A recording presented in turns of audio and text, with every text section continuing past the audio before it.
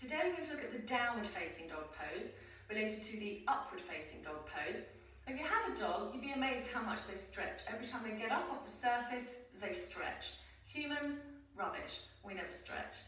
Benefits of downward facing dog: we're going to strengthen the shoulders, elbows and arms. We're going to release tension in the shoulders and hopefully the neck.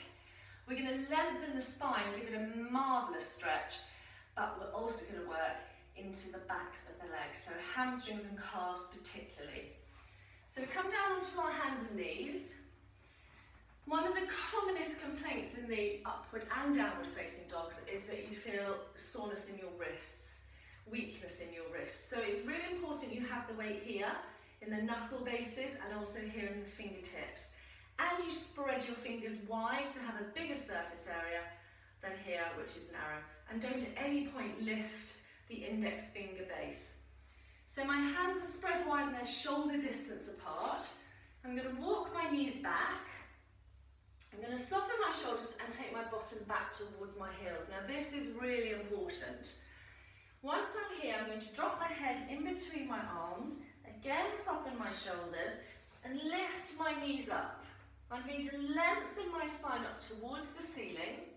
I'm going to adjust my feet so they're hip distance apart, and then I can work on stretching out the backs of my legs. Now what I want you to avoid is this instead.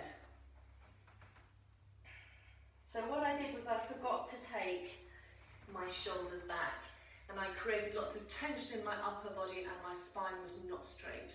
So I believe it's more important to have your spine straight in this pose and work the length down the back of your legs.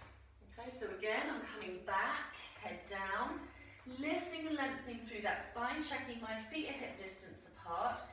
I'm going to look at my hands, make sure my index and middle fingers are facing forwards, my knuckle bases are down. I'm going to release the back of my neck. I'm going to soften my shoulders rather than having them tense here. I want to soften them, so lengthening my neck. My armpits are really coming in the direction of my feet rather than forward towards my wrists. I'm going to keep lengthening through my tailbone. I want to just gently squeeze my tummy up. And then perhaps I could walk my dog on the spot. So I could bend one knee and press the opposite heel down. And then I could swap over and do the other side. Then I could walk for a few miles here.